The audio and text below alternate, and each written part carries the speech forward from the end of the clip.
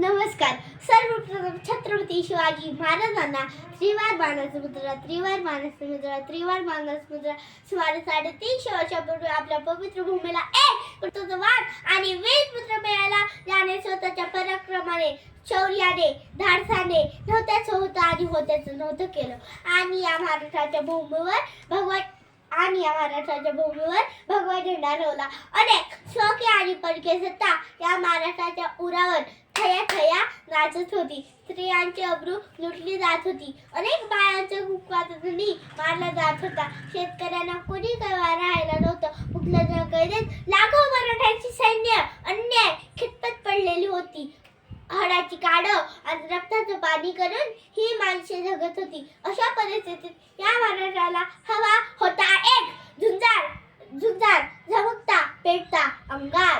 अखेर ती वेळ आली आणि सह्याद्रीची गर्जना झाली. 19 फेब्रुवारी 1630 रोजी दऱ्याखोऱ्यातल्या मावळ मार्गी शिवनेरी किल्ल्यावर रोहितीचे कैवारी श्री श्री शिव छत्रपती शिवरायांचा जन्म झाला आणि स्वराज्याची घोडदौड चालू झाली.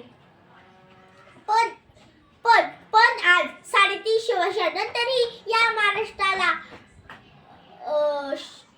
छत्रपती शिवरायांची गरज भासते. ही खूप मोठी शोकांतिका आहे. नराधमांना अद्दल घडवण्यासाठी तलवारीला धार पाहिजे.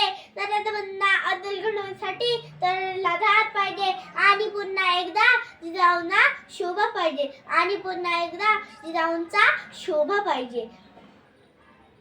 शोभांनी त्या काळात रयतेचे स्वराज्य निर्माण केले. मावळ्याच्या साथीने अनेक किल्ले सर केले. शेतकऱ्यांना, गोरगरिबांना योग्य न्याय मिळवून दिला. स्वकीय आणि परकीय शत्रूंना तोंड देत विजय मिळवत गेले. जाणता राजा, रयतेचा वाली, लोककल्याणकारी राजा, युग पुरुष अशी कित्येक विशेषणे शिवरायांना साजेशी ठरतात. छत्रपती म्हणजे राजासारखे मन असलेले, रयतेच्या मनासारखे राजे होय.